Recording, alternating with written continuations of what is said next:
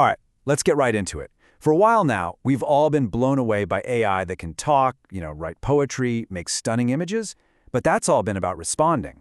Something new is happening. A totally different kind of AI is showing up. One that doesn't just talk, it does things. And really, that is the heart of what we're talking about today. We've basically taught AI to talk. Now we're teaching it to act. It's this huge leap from, just predicting the next word in a sentence to actually carrying out tasks on its own. So what does that really look like in practice? Okay, so here's where it gets really different. You know the AI we're used to, right? It's a simple conversation. You give it a prompt, it gives you a response. Pretty straightforward. But with Agentic AI, wow. The AI itself is the one coming up with a plan. It figures out what questions to ask itself, what tools it needs to use, and what to do next. You're not holding its hand every step of the way. Now, you might be picturing some single genius AI doing all this work, but that's not quite it. The real magic here is in the workflow. The best way to think about it is like a high-tech assembly line. Instead of one AI, you have a whole team of them. Each one is a specialist, an expert in just one little thing, and they all work together to tackle these really complex jobs.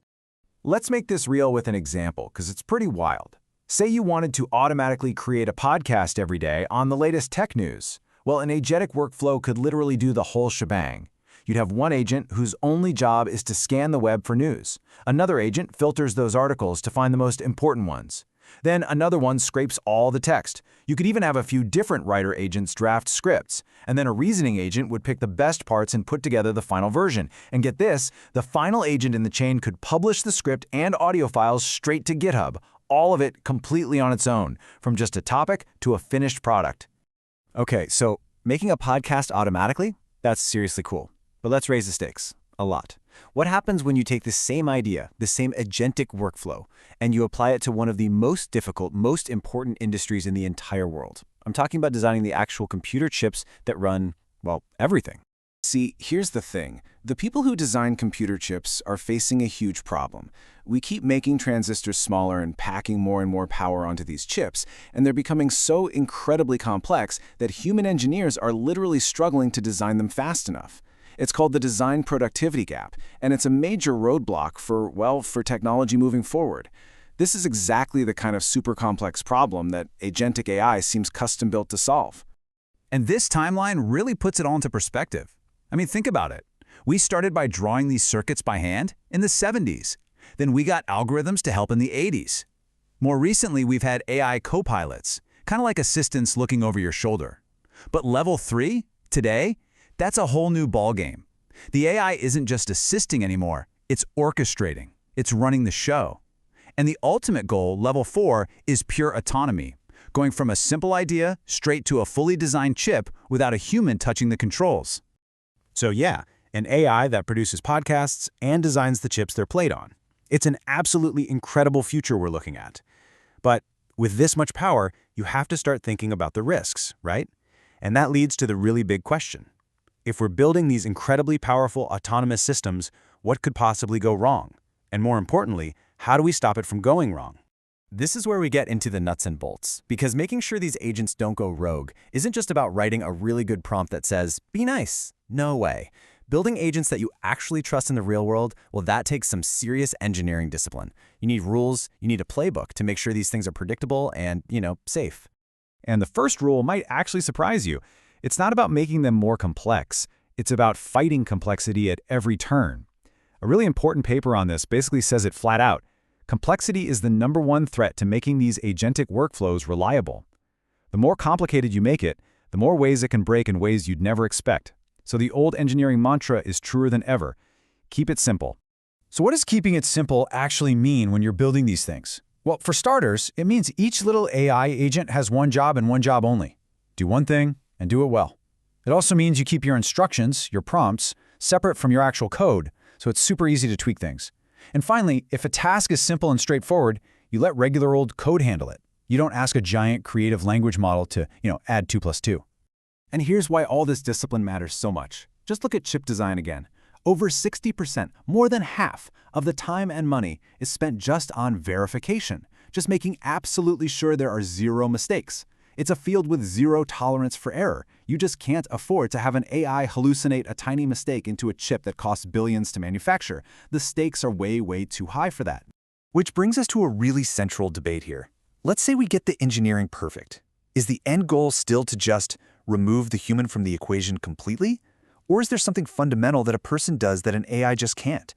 This is where we get to the idea of the human acting as a kind of circuit breaker. Let's really dig into this. First off, an AI is really good at chasing a fixed goal. But what happens when the situation changes? We humans are constantly reevaluating our goals. Second, an AI agent doesn't really have a gut feeling. It doesn't know when to stop. It'll just keep on churning until it hits a wall. A person, on the other hand, can sense when things are getting weird and just pull the plug.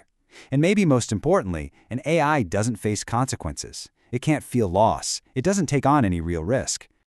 And this is the bottom line, isn't it? Responsibility isn't just some nice-to-have philosophical idea. It's a critical part of making any system work. I saw this quote from a user on Reddit that just nails it. You cannot assign final authority to an entity that cannot absorb consequence. Wow, think about that. If you do, you get all of the power with none of the accountability. And that's a recipe for disaster. So this points us to what really seems like the winning formula for the future. It's not about AI replacing people, it's about AI amplifying people. The AI becomes this incredible workhorse, doing all the heavy lifting, all the number crunching, but the human is still in charge. The human has the final say, the judgment, and that all-important power to decide when to hit the brakes. All right, so the big ideas are clear. Keep a human in the loop and use smart, simple engineering. But that's the theory. How do we turn that into practice? What are the actual safety features, the real-world guardrails we need to build to make these things safe enough to let loose? Well, you don't have to look far. The people who are actually building these tools are the first to tell you about the risks. I mean, this warning here is a direct quote from the documentation of a huge agentic AI project on GitHub. They're basically saying, hey, this stuff is powerful, be careful. They know that things can go sideways, and that having a human watching over it is non-negotiable. So to deal with that, they build in all these layers of safety. For instance, the agents run in a sandbox, which is like a padded room where they can't break anything important. You can cut off or limit their access to the internet. You can give them a specific list of approved tools and say, you can only use these. And maybe the most important guardrail of all, human approval gates. The agent does its work, but before it takes a big, irreversible step, it has to stop and ask a human for a green light. And all of this really leads us to a final big thought. You know, for the last few years, the whole AI race has been about one thing: capability. Who can build the biggest, smartest, most powerful model? But as we step into this new era of agentic AI, AI that acts, the conversation has to change. The question isn't just, what can AI do anymore? The new, much more important question is, what should we let it do? And that's a question about human judgment, about responsibility, and ultimately about what kind of future we want to build with this incredible technology.